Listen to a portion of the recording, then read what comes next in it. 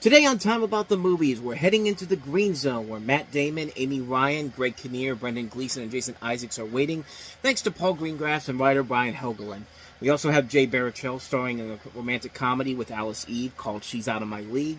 We have Robert Pattinson going out of the Twilight game for a little bit to try to make it on his own, and not really leading up to anything that great, except for an ending that you will never forget, and not in a good way, Remember Me.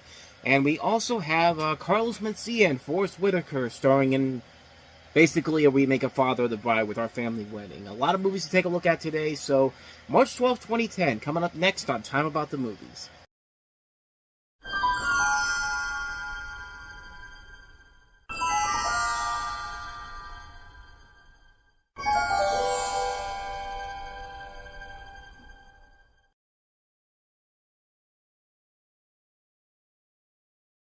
Welcome to Time About the Movies, where today we're taking a look at the 4 films released on March 12, 2010. And that's our first movie that we have here, Paul Greengrass' latest film, Green Zone. The key players in this film are General Muhammad Al-Rawi, played by Yigal Nayo. I don't know if I'm pronouncing these names right, so bear with me. Who is hiding in Baghdad during the invasion of Iraq, and U.S. Army Chief Warrant Officer Roy Miller, played by Matt Damon, who's a mobile exploitation team leader searching for Iraqi weapons of mass destruction. Miller finds that the majority of the intel given to him is inaccurate.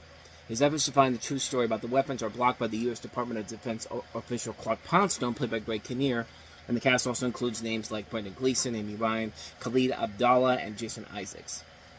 So you got a lot of good people in here. You got a good cast, a good director in Paul Greengrass coming off of the Bourne movies, and Brian Helgeland, who is an Academy Award-winning writer. I mean, the guy has, there's a lot of things about this movie that should work, and for the most part, it does. It's a very good war movie. It's a very good film that you do get invested in. The action sequences overall are top-notch. The storytelling is very good, and there's a lot of things about it that do work in general. It's a very good movie about the story of the Green Zone in Baghdad during the invasion of Iraq, and the big question I think a lot of people were wondering here is that why the hell did you release this in March? Like, this feels like a movie that should be contending for Oscars, honestly, but Universal kind of dumped it out in March in general, and I'm starting to realize that Universal was on kind of a rough stretch during this point in time. I mean, they had a couple of movies that were not big successes. I don't think they really had a huge... I think the last big success they had at that point was Fast and Furious in April of 2009, but I could be wrong on that, but I think between Fast and Furious and then the summertime when they had Despicable Me, they had like flop after flop after flop, and Universal was kind of in a rough stretch at that point. And this is one of those movies where I think just bad placement in the release schedule really hurt it in the long run. Not to mention they spent $40 million on the marketing plus $100 million on the budget. Yeah, this thing was never going to make its money back in the month of March, and it only ended up making $94 million worldwide. And that's a shame, because the movie actually isn't that bad. It's actually a very enjoyable, well-made film. I think it is a very good film, and I think it works because all the actors are game, and it does a very good job of giving you the feeling that you're in this invasion that they're involved in. And yeah, it's no Hurt Locker, it's no The Kingdom, but it certainly is a lot better than I think people will give it credit for. It's definitely a movie that I would say is one you want to check out. It's a very underrated Paul Greengrass film. Definitely one worth checking out. So let's go ahead and move on to the next movie that we have here, and that is Jay Baruchel starring in his first leading role as a comedic actor. That is She's Out of My League.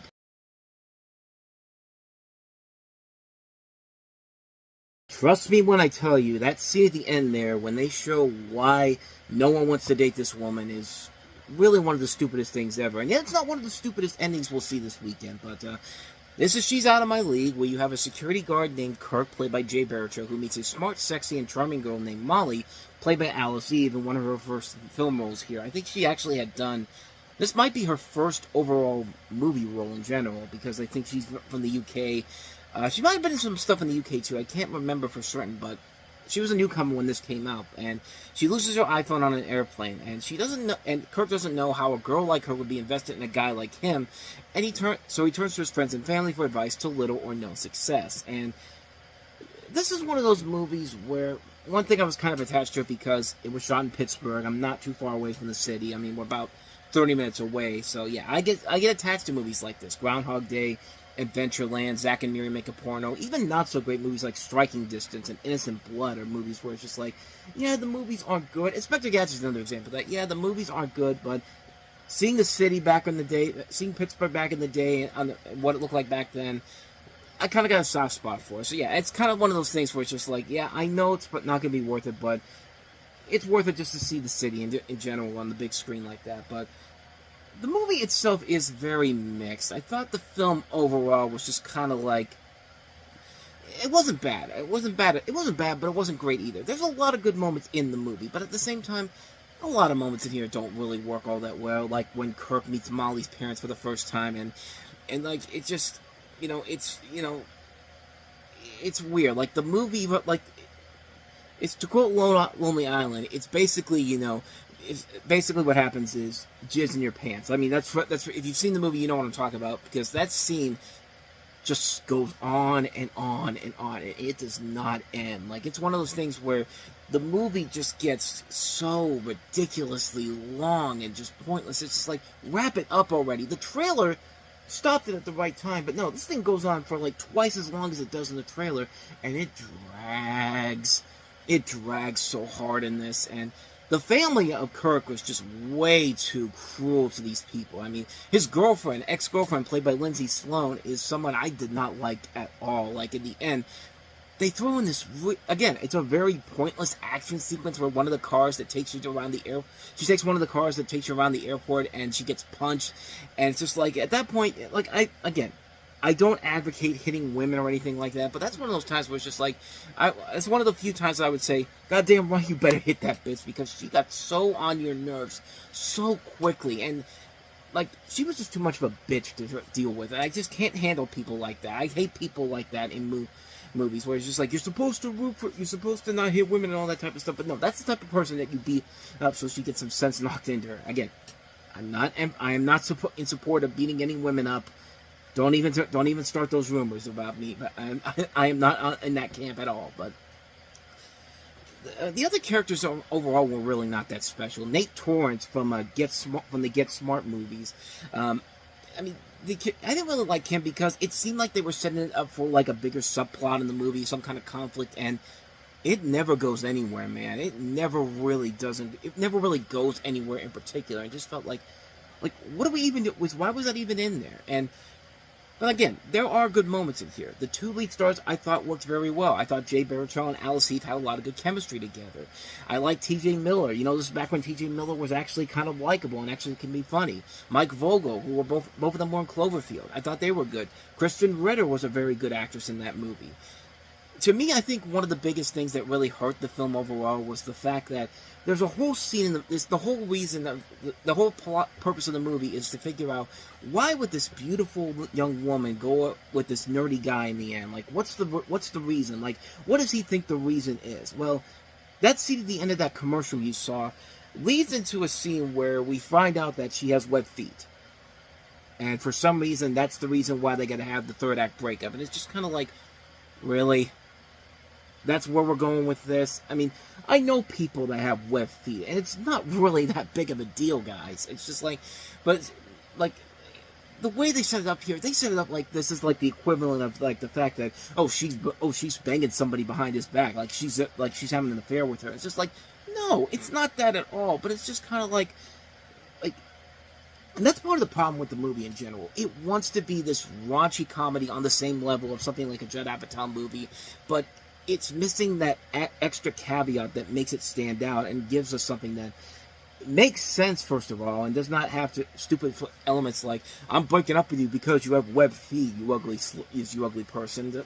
He didn't really say that, but it just kind of feels that way. But it's a very mixed bag of a movie. I went in there expecting something like an I Love You Man, which came out the year before, which was done very well, and I didn't get that. The movie isn't bad per se. I thought the performances for the most part were good. It's nice to see the city of Pittsburgh on the big screen, but the story really needed another lift to it. It really needed another element to it to give it a unique edge to it, but it really killed me to see that story so underwhelmingly put together, because this is written by the same guys who did the movie Sex Drive. Sex Drive was a terrific film. Sex Drive was a good movie. It was one of those underrated raunchy comedies that kind of came and went.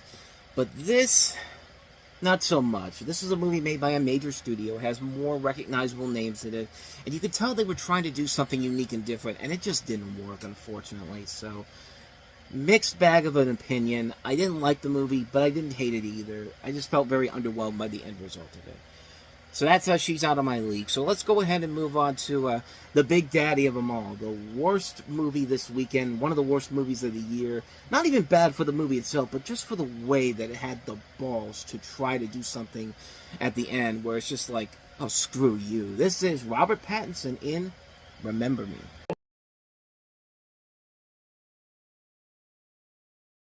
So in Remember Me, this is a romantic drama set in New York City where you have a man named Tyler, who's a rebellious young guy, and he meets a girl named Allie, played by Emile de Raven of Lost fame, through a twist of fate. Her spirit helps him heal after a family tragedy, though soon the circumstances that brought them together threaten to tear them apart. Now, a lot of the reasons for this movie being so bad is not all the way around. The overall movie itself, it's just kind of bland and generic, and you know, we know that Robert Pattinson can act. I mean, we've seen it in Tenet, we've seen it in The Batman, we saw it recently with Mickey 17, but, you know, the thought was that once you take him out of Twilight, the acting chops are going to come back into full force here, and not in this movie. I mean, he proved it in this film that he had no acting chops or charisma whatsoever. He's kind of sleepwalking through this performance where he's just getting by off of his good looks, and that's it. And at the time, I mean, when you watch him in this movie, he's just a plank of wood. He's worse than a plank of wood. Plank from Ed and Nettie could act better than this guy did. I mean, he was up there with Henry Cavill in terms of actors with no acting chops whatsoever. But then again, the other actors aren't doing a bad job either. I mean, it's just bad material given to them. The whole thing is about, with Emile de Raven's fine here. Chris Cooper, pretty much channeling the same character from American Beauty. I mean, he's pretty much the same thing. He's like the abusive father. And Pierce Brosnan, I mean, you thought Mamma Mia was him overacting and going a little too over the top. Wait until you get a load of this. Who the hell do you think you're talking to? You pedal down here on your bike, for Christ's sake. You're gonna take care of nothing. You're responsible for no one. You're a kid. You think you're the first one to lose anything? You think that whatever you feel in your heart, I don't also feel it in mine? Had to take that from the Spill review, but you get the idea. Like, the guy is just, like, it's overacting meets underacting in that scene in particular, because you got Pierce Brosnan going like, "Who the hell do you think you're talking to? Let me go ahead and raise my voice so you know how serious I am," because raising your voice clearly shows how serious you are in that situation. But the overall script overall is not helping them either. It's your typical melodramatic drama that you would see in a Lifetime movie. I swear, if it didn't have the actors in this movie, this would have been something you would have seen on Lifetime as the movie of the week. But let's just get to the biggest problem with the movie, the nitty-gritty about why this movie is as bad as it is. And the movie has, without a doubt, the absolute worst ending for a movie you will ever see in your entire life. So, the father of Tyler, played by Pierce Brosnan, drops his younger sister off, Carolyn, at his school. She sits in a classroom where the teacher writes it in on the blackboard.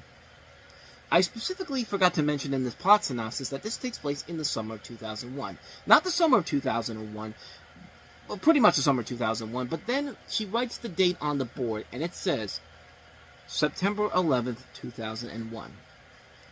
Your first thought to yourself is, they're not going to do what I think they're going to do here, are they?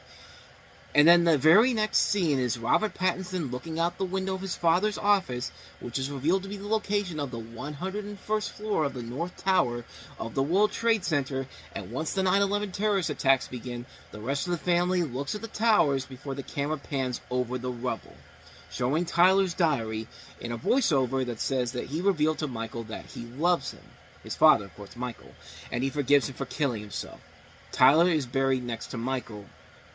Actually, Michael wasn't the name of his father. No, it's not the name of his father. Get this. Let me just go ahead and read this again, because there was a subplot there was a thing earlier in the movie where, the girl that he's talking is the girl that he meets, Emile de Raven, Allie. She has a tattoo of her brother Michael. And, we find out that Michael and Tyler were brothers, and Tyler reveals to Michael that he loves him, and he forgives him for killing himself, and Tyler is buried next to Michael. And then sometime later, Caroline and Charles seem to have a healthy father-daughter relationship, Aiden, who has since gotten a tattoo of Tyler's name on his arm, is working hard in school as Allie gets on the subway at the same spot where her mother was killed. I'm sorry, but no. Hell no. If I could channel Tracy Morgan from Cop Out earlier in the week, no. No. Hell no. No.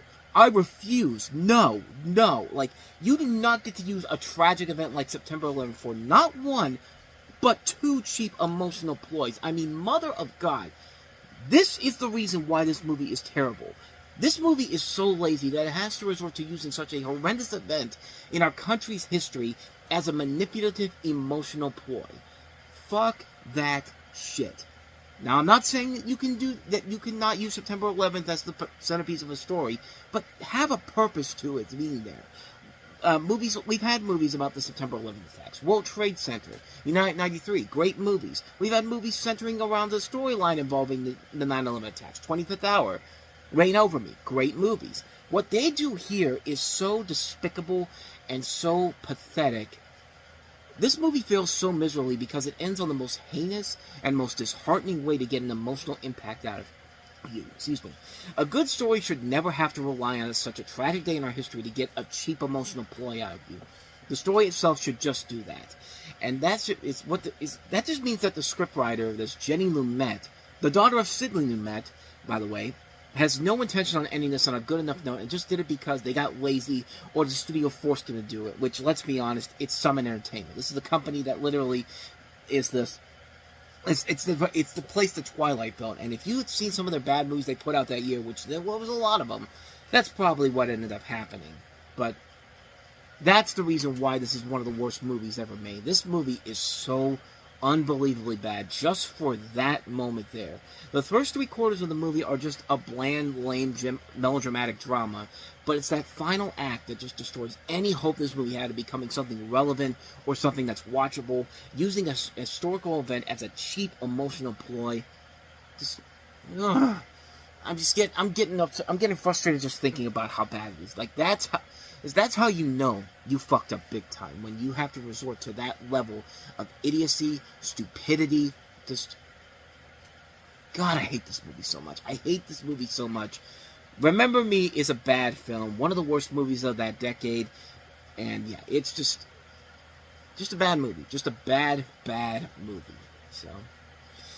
So with all that said, let's go ahead and move on to our last movie that we have here, and that is Carlos Mencia and Forest Whitaker starring in the comedy Our Family Wedding.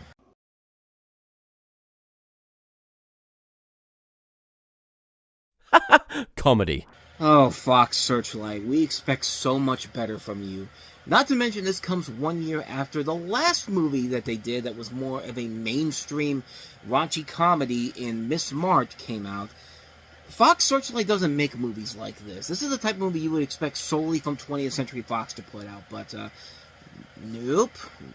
Fox Searchlight came in and said, "We'll take it from you. I mean, we've had so many great movies on our namesake. We need a couple of bad movies here and there, and this is definitely one of those really, really bad ones." So, as you see from the trailer there, it follows an African-American man played by Lance Gross and a Mexican-American woman, America Ferrera from Ugly Betty, getting married, and their respective fathers, Forest Whitaker and Carlos Mencia, causing hijinks with one another towards their special day. Why? All because Carlos Mencia towed his father's car. I wish I was kidding, but that's literally what happens in this movie.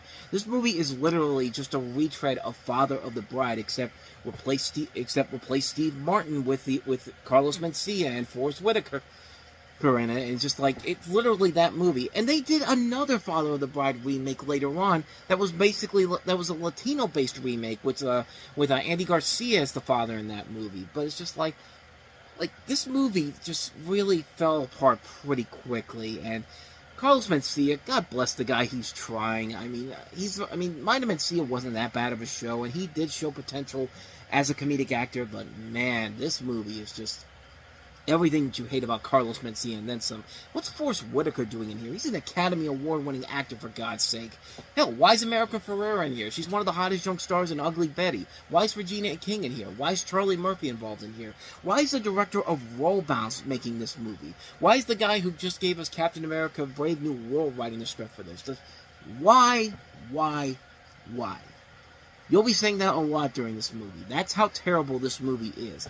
It's a lazy comedy, and you know exactly where it's going to go. These two dads are going to do whatever they can to stop the wedding from happening, and essentially that's going to lead to, them having a big third act breakup, and then they have to come together at the end to sing Kumbaya and all that type of stuff, and just get the hell out of here with that shit. Just enough of this already, man. Like, it's just a disappointment. It's a terrible movie. It's not funny. It's not creative. It wastes so much good talent here, and you expect so much better from Fox Searchlight. I mean, I don't know what was going on between this and the year before, because they made some terrible movies. Miss March. I think they were also behind Postgrad too. Amelia, that terrible Hilary Swank biopic. Just, you don't expect bad movies from Fox Searchlight often, but in that span between March 2009 and March 2010, apparently they were on the track of making some bad movies, and boy, did they make some really bad movies. So yeah. So I think you pretty much got the idea here. Our Family Wedding is not worth seeing, so avoid that one like the plague. And thus, with all that said, we wrap up another edition of Time About the Movies, and we have a doozy for you next time around. 6 movies to take a look at, and the first 2 are 2 of the worst movies I have ever seen in my life. We have the big screen debut of the popular children's book series Diary of a Wimpy Kid. We have the movie that killed Jennifer Aniston's movie career as a whole, and also stars Gerard Butler, the bounty hunter. We have Forest Whitaker once again starring alongside Jude Law in the action thriller Repo Men. But we do eventually get to good movies after the first 2 movies. We do follow it up with Kristen Stewart starring alongside Dakota Fanning in the movie The Runaways. We have the first film from the Girl with the Dragon Tattoo series starring Noomi Rapace. And we also have Ben Stiller starring in Noah Baumbach's latest movie, Greenberg. So we'll start off kind of rough in the beginning, but it will get better as the show goes on. 6 films to take a look at next time around. We'll delve into all that tomorrow on the show, so definitely be on the lookout for that. But with all that said, thank you so much for watching this. I hope you enjoyed it. If you did, go ahead and hit that like button, the subscribe button, and the notification button so you get updates on when new videos come out. We do post new videos here every day, and also don't forget to check out our playlist as well as the previous episodes. So, with all that said, thank you so much for watching, and whether it's in the past, the present, or the future, I will see you at the movies. Take care.